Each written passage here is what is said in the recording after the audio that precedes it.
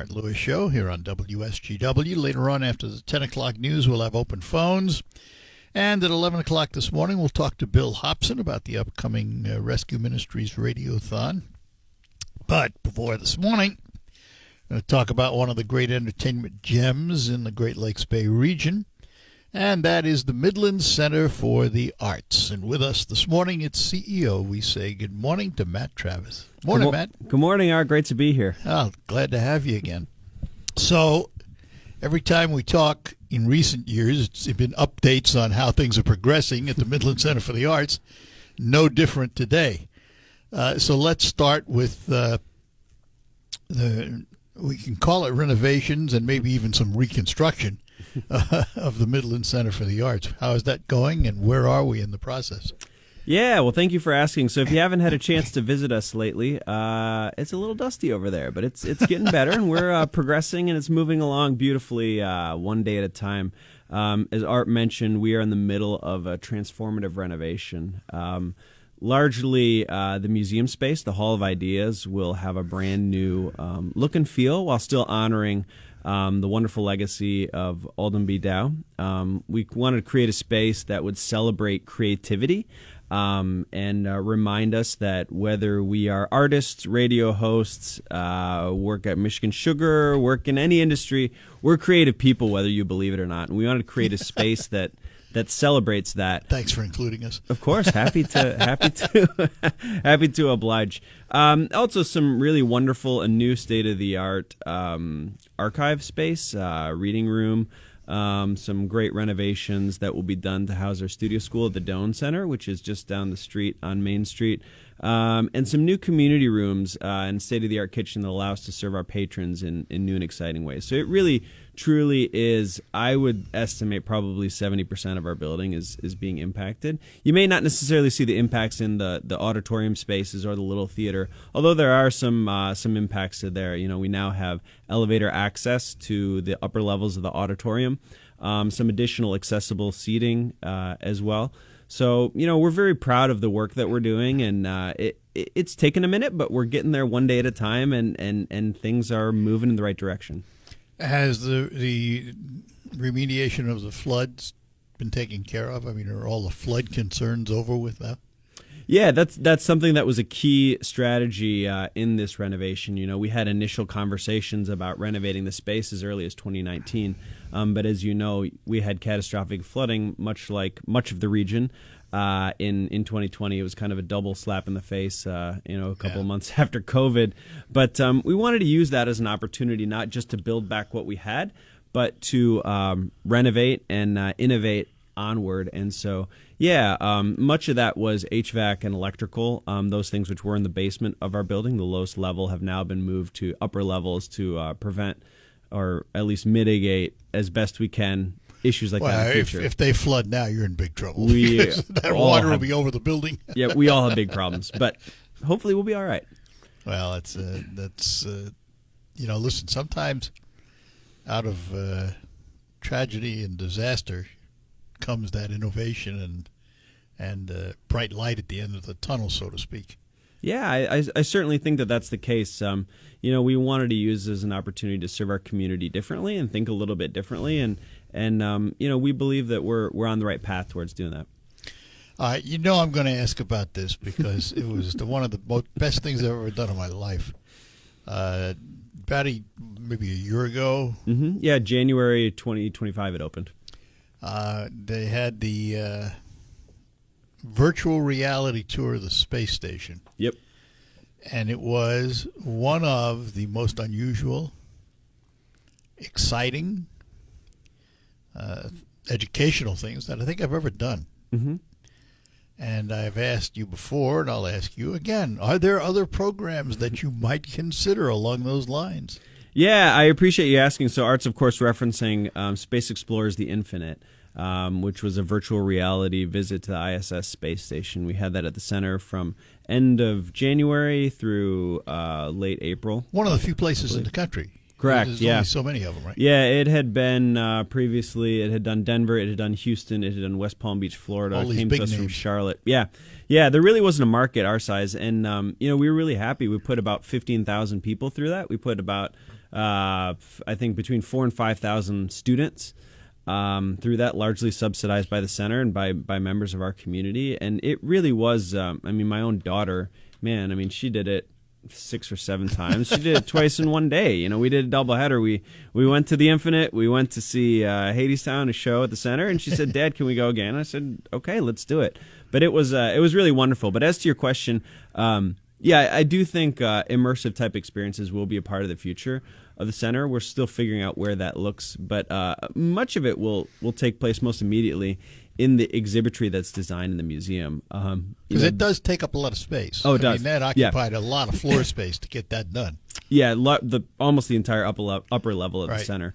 We will still have the footprint available to do that. Part of the reason we were able to have it is because of renovation. Renovation facilitated it. We had a much more open floor plan, and it was interesting in that most of the other venues in America, yes, these were in large cities done by major institutions, but they were in old abandoned food courts and warehouses and things that they kind of outfitted specifically for it.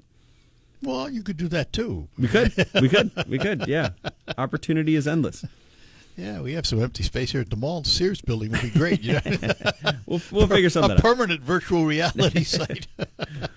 It was so unique. Mm-hmm. And today virtual reality is not that unique. Everybody can go out and buy headsets and all that stuff. But to do it to the scale that was done was just unbelievable. Yeah, unbelievable. Thank you for saying that. Yeah, it was pretty spectacular. It was our honor to have it, and we were grateful that, like I said, 15,000 people in our region got to experience it at the Center for the Arts. What was the feedback from the producers? Feedback from the producers, interesting. I think they were happy to bring it to a smaller market, and I think they said per capita the market saturation was incredibly high here. Because they're used to having maybe gaudier numbers of putting people through it, but for markets that are exactly millions. 15,000 people in Denver is very different than 15,000 people in our region. Yeah, absolutely. All right, so we'll move on from that. I promise. But no, happy to you knew chat. I was going to bring it up. No, and we're glad you came. Thank you. So let's talk about in terms of renovation. I want to finish up with that. Mm-hmm. On the outside, how long? What do you think is the end date when you can say we've renovated? Yeah, so there's a couple big milestones on the horizon. I think we're finishing a major phase of construction that should be done here in January. That's those new community spaces and commercial kitchen that'll be ready and available for any type of events. Oh, is that add-on, or was that renovated within the space you have now? Renovated within the space that we have. We've not changed the footprint of the center. Okay. There's no expansion to the center proper. I think the key target date that we're really looking at is when we'll open the new Hall of Ideas, the new museum, and that should be by the end of 2026. The project itself is kind of complicated in that you have an architect who designs all the spaces, you have a builder who builds all the spaces, you have a designer, they're based out of Toronto, who designs the look and feel of the museum, and then you have an exhibit firm that builds the actual exhibits themselves. So the analogy that I use is if you're writing a musical, somebody writes the book, that's kind of like R&P, and then somebody writes the songs. That's like Stephen Sondheim. So our Stephen Sondheim in this case is Hüdinger from Nuremberg, Germany. And so they have to be presented with the museum proper in what's called a dust-free situation by this summer. And if we get it in that time frame, if that deadline hits, then we should be good for the end of the year. That's interesting to remember. Atmospherics inside a museum are important, aren't Hugely they? important. Yeah. Humidity, dust, all that stuff. Exactly, yeah. Especially now, as you can imagine, a lot of exhibits are highly digital. And you get any dust, anything in those digital elements, it really can mess them up. And then all of a sudden, things are not working properly before you even begin. All right, we're going to take a break, come back with Matt Travers, CEO of the Midland Center for the Arts, and we'll have more after these notes. Hey, it's Charlie Rood here.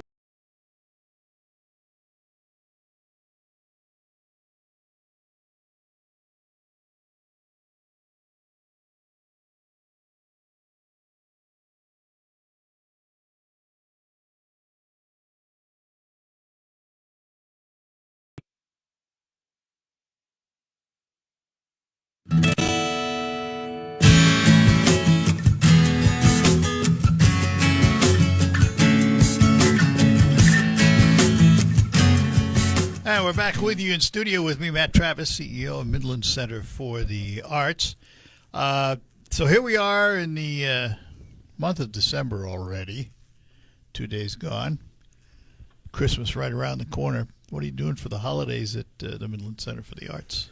You want it, we got it. It feels like... I was figuring that. Yeah, we got some wonderful events coming up this weekend, choral events in particular.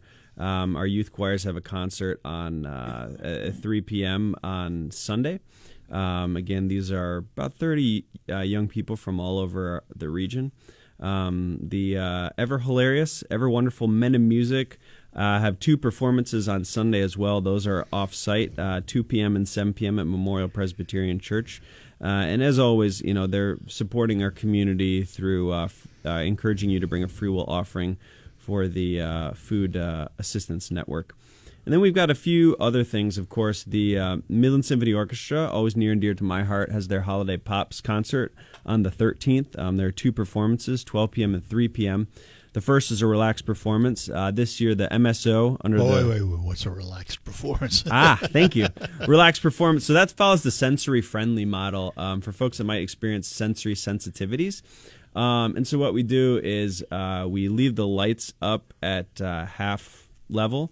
We leave the doors open. We alert the performers that folks might emote in different ways when they hear the music. People, should someone interject in a different way during a song, that's kind of okay. In that space, we get a lot of young people that might be on the autism spectrum that attend that performance. It's a great way to go if you have a we always brought my daughter when she was really young to that one because she can kind of run around a little bit and make some ruckus, and the players and everybody are used to it. So that's how that performance will work. And then a more traditional performance at 3 p.m. Same show, though. Same show. Yeah. Same show. We just open up the doors, turn the lights up a little bit. We create a take a break space for people that might be overwhelmed. Interesting. Yeah, it's cool. There's a couple different models. Sensory friendly is one, relaxed performance is another, but it's something that we continue. We have a few of them throughout the year, but it should be a great show. The Midland Symphony Orchestra, of course, on the direction of Bohuslav Rate, will be joined by the choirs of the center, conducted by Leticia Grutzman from SVSU, and they'll be joined by Ariel Jacobs, who performed as Jasmine in Aladdin on Broadway, and several other really great Broadway credits. Just a wonderful person, wonderful artist. We're delighted to have her. And then, since I got my list, I might as well read what else we got. That was December 13th. December 13th, thank you, yeah. On December the 18th, we have... Let's back up a little bit. Please. Let's start with this Saturday. Don't you have something going on Saturday? This weekend on the 7th. What about the Struggle is Real comedy tour? Oh, thank you. Yeah. We do have the Board Teachers Live, which are some very hilarious comedians. That's not a Christmas or holiday show per se. That is happening just this at the weekend. Holiday season. Okay. Yeah, you want to get your laugh on? Come check it out. It should be a wonderful opportunity. I'll add too. It's a great opportunity to do a doubleheader. Our friends next door at Dow Gardens will be having their holiday walk as well. So go ahead and check that out, as that's always a wonderful event. So yeah, on Saturday we've got Board Teachers, which should be a great, funny night. And then a myriad of choral concerts, the Youth Choir Holiday Concert on Sunday, and the Men in Music 2 shows on Sunday as well. Then you get to the 13th with Ariel Jacobs. Yep, 13th is the Holiday Pops concert with the Symphony Orchestra, and that will feature Ariel Jacobs from Broadway and our Midland Symphony Orchestra, choirs of the center. Should be an awesome afternoon. Moving on, little magic in the air. Little magic in the air, indeed. I appreciate you keeping me organized here, Art. You're doing a great job. It's like you've done this for a career. We've got Champions of Magic, which is a part illusionist, part holiday spectacular. We're excited to bring that to the community. Great for family. And if you're looking for an early Christmas gift, that's a pretty good one on December the 18th. You're a week out. And then what I call the Beard and his friends. The Beard and his friends, yeah, the not that kind of beard, but the not Santa Claus, but the Oak Ridge Boys will be at the center again for a return visit on December the 20th. And as far as holiday shows, that kind of brings us to the end of the Christmas season. We do have some wonderful youth theater performances as well. Those are December the 11th through the 14th, with 30 young people from our region performing The Emperor's New Clothes. So lots of stuff going on. I'm tired already thinking about all of the events and things going on in the next few weeks, but it'll be a great time. Just out of curiosity, because we are blessed in this area with so many entertainment venues and institutions, do you folks work together to avoid conflicts and dates and stuff? I mean, do you sit down with the Dow and the Temple and maybe the State Theater and see what's going on? Yeah, we do to a certain degree. There's a coordination meeting with the various community theaters. The symphony orchestras, we try to get connected. That's the symphony orchestra. In that case, it's largely, we want to avoid player overlap as much as possible. You almost have to, yeah. Because as you can imagine, there's a lot of folks playing in Flint, Saginaw, Midland.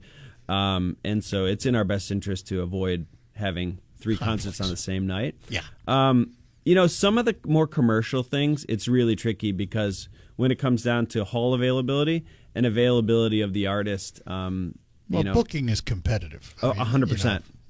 Booking is absolutely competitive.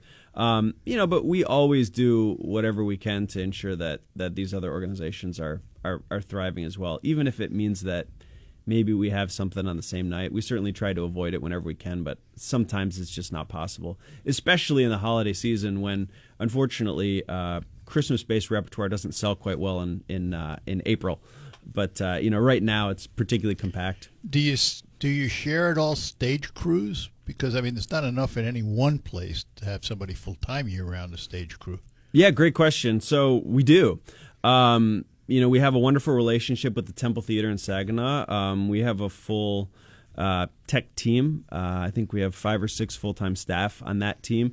And the Temple Theater does utilize our tech team I think they for just some did of the for performances. I was the MC of the Eddie Band concert. And, Yep. Yeah, a lot of those types of performances, Saginaw Choral, as SBSO, they tend to use our team. And then when they have bigger shows, use our team, and then we have to bring in folks from outside. Yeah. And it's, it just makes sense, doesn't it? Yep. No, it's great, and we're happy to have that relationship. And Tony Serra and I, the new executive director over there, of course, we were colleagues at the center many years ago. So you guys knew each other. So. Oh yeah, great guy. We had lunch the other day, and we're always trying to figure out ways that we can work together.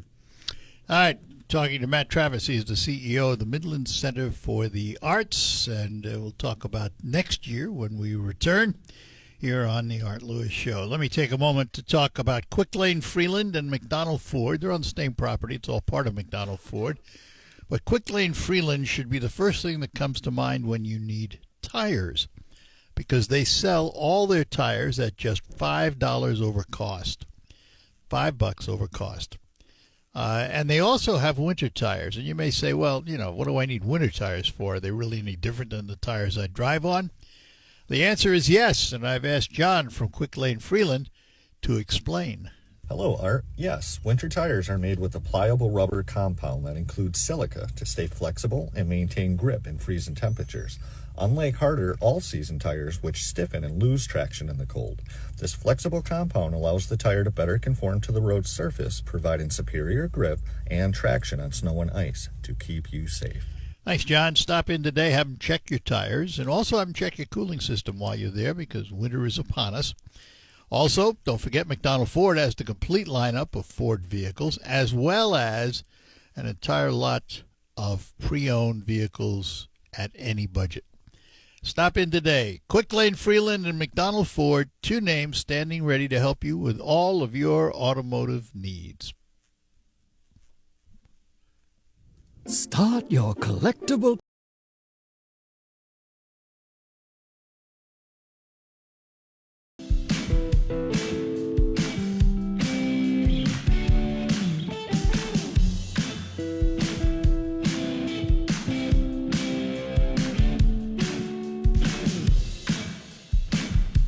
Hi, we're back with you. Matt Travis, CEO of the Midland Center for the Arts, is with us in studio.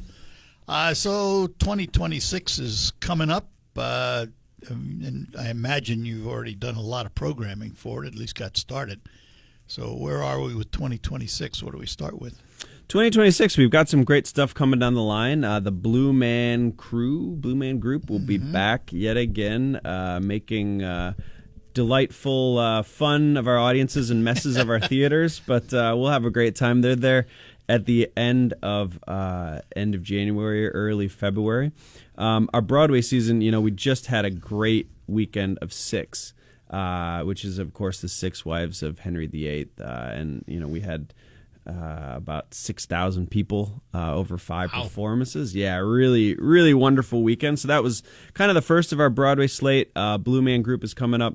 Of course, as a child of the 90s, Mrs. Doubtfire growing up was one of my favorite movies. Of course, the Robin Williams classic. The Broadway version will be coming to the center. I guess I had missed it. I never knew there was a Broadway version until I looked at your site this morning. Yep. I never knew there was a Broadway version of it. Yeah, it should be a great show. I've actually never seen that one, so I'm excited to see it. We also have the performance Shucked, which is again another show that I've never seen. That is also hilarious. Okay, so I got to ask. You got all these shows you've never seen. Who's doing the programming? Good question. So we've got a lot of wonderful folks that work in the programming. I do to a certain degree. I tend to do more with the symphony orchestra myself, as that's where my background as a classical musician. Our vice president of programming is Brian Howe, who's been in the industry for many years. He's been working at the center now, going on 9 years for Brian, and then was at Wharton Center for 14 years in East Lansing before that. We also have a great marketing team that opines, led by Josh Holliday, who's our vice president of marketing. He came to us, worked at the center for a while, but came to us from Tennessee Performing Arts Center. So we've got a lot of crew. A lot of background. Yeah, great. Yeah, opining it, really national level talent helping us vet the shows. So we're very excited about that Broadway season, but we've also got other great stuff. Our community theater will be performing Midsummer Night's Dream this summer, which I think will be fantastic. They also have, I'm told that this is a pretty important anniversary in the history of our country, 250 years. So what better year than to revisit the musical classic 1776? And so we've got that coming this spring. Corresponding with that is a symphony orchestra concert called Sound of Independence. And I think what is interesting about that is, while we think about the history of our own country, of course, with George Washington, Benjamin Franklin, Thomas Jefferson, etc., 1776, thinking about that year in America, we don't really think about that year in Europe. And that's really right in the middle of Mozart's heyday. And we don't necessarily link those two ideas. So it will be music of that era, but across the pond, and kind of drawing those connections between what's going on here and what was going on artistically in Europe. And, of course, Amiri Harewood will be our concerto soloist for that particular performance. We'll also visit a lesser-known composer named the Chevalier de Saint George, who is, of course, a black composer from that particular time period, who in his day was quite successful, but his music didn't kind of stand the test of time and was recently revisited. So we're excited to perform some of those works, which are, again, are very kind of high classical period in nature, lots of balance, symmetry. Much of the hallmarks that you would hear in the music of Mozart or Haydn. So we're grateful for the chance to perform that as well. Be interesting. Yeah. I have a bit of a sadistic mind. I'm excited. I'm thinking about the 250th anniversary of the United States. I'm saying to myself, we ought to invite King Charles to celebrate with us. There we go. King Charles, if you're listening, come on over. Standing invitation. Honestly, you can come whenever you'd like. The offer is open to you. Yeah. Well, it's funny because we talk about the 250th, and there's some British entertainers, particularly in the theater world, are phenomenal. Michael Ball, Alfie Boe. Alfie Boe's great. Absolutely phenomenal. There's a gal who just won Britain's Got Talent in 2024 named Sydney Christmas, who's going to be touring in the United States soon. and a voice to die for. Oh my God. Just She's one that does get brought up. We haven't been able really? to kind of No make that kidding. one work. Yeah. We had one particular patron that kind of is if a you big fan. I'll Yeah. be there.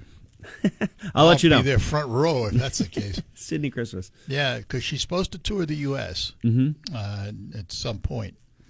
I know she just did. She recorded a PBS special. It's going to be on, but a lot of talent. But, I mean, that's not to diminish the talent in this country because we certainly have turned out a lot of great talent.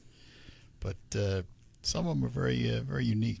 Love to see them in the States. Yeah, Love yeah. to see them in the States. It's always a balance of trying to find a way to make that work, and you know that programming process is really pretty complicated. I mean, you asked about who sort of does the programming, but I mean, really, right now we are probably 70-ish% done with what we're looking at for 26, 27, and so those are things that would start in the fall of basically next October and would run through June or so of 2027. So we're pretty close. And I'm sure you get calls from promoters. You know, We do, you, yeah. Do you have these dates open? You know. Yeah, that's a lot of how it initiates. We tend to do kind of our final quote unquote shopping at APAP, which is the Association for Performing Arts Professionals in New York City, and it's a wonderful 5-day stretch where there's showcases and it's sort of the leading convening of agents, artists, and managers. And you have to find the artists that are willing to play 1,200 seats instead of 20,000. Correct. And I'd love to bring Taylor Swift in. My daughter Yeah, would love to have absolutely. Taylor Swift. My wife would love to have You'd Taylor have to Swift. do 20 but- shows in a row to get close. Yep. All right, we're going to take a quick break, and we'll be back. Did you know you can bring the extreme? Back with you, and we are talking to Matt Travis. He is the CEO of the Midland Center for the Arts. So the renovations going on will have major impact on the museum side of things. How far in advance are you programming what those museum displays are going to be? In other words, can you look today and tell me what it's going to be when you open? Good question. Yeah, those typically work, I would say, a year to 2 years out. So we're kind of finalizing what that first slate of exhibitions are going to be right now. You know, we're kind of in an interesting position that we'll have a series of grand openings and soft openings and medium openings and you know, all kinds of things. And We're going to have a lot of openings. yeah, we'll have a lot of openings. You know, by Christmas of next year. But looking beyond that, we're in the process of finalizing those things. But usually that's kind of 1 to 2 years out. And how long do typical exhibits stay in place? Yeah, I think it really kind of varies. You know, when we procure them ourselves or kind of curate them internally, it might be a couple of months. If it's a more kind of commercial project like the Infinite, you might see it more in that kind of 3 to 6 month range. But it's always kind of a negotiation combination of what we think will sell, what we think the interest will be. A lot of it has to do with what will coincide with school time frames and when we can get field trips in as well. And how much of it is internal that you already have the materials stored, and how much of it is like National Museum touring exhibits? Yeah, I think that's always a little bit of a balance. You know, right now we have a wonderful exhibit, Stan Myers in the auditorium lobby that we curated ourselves in conjunction with Stan. Yeah, you've used the rest of the building, haven't you? We have. You know, something like the Infinite is a combination of, I mean, they bring in all of the material in conjunction with that exhibit. But of course, it's our team setting it up, working with their operating it. technical director, working with our technical director, working with our tech team. Typically, something like that, there might be a team of folks that would come in and oversee the install from a whatever that national entity might be, and they work alongside with our teams. Sometimes not. Sometimes they just send here are the requirements, here are the instructions, make it happen. Will you meet the standards of Smithsonian for travel exhibits? Certainly. I mean, that's certainly the intention. You know, that we believe that our footprint will accommodate just about anything. That was part of it too. We designed the museum in a manner that, if you're familiar with our space, the upper level, all of the exhibits up there will be quasi portable. So that way, if we need a larger footprint to can accommodate move 'em. some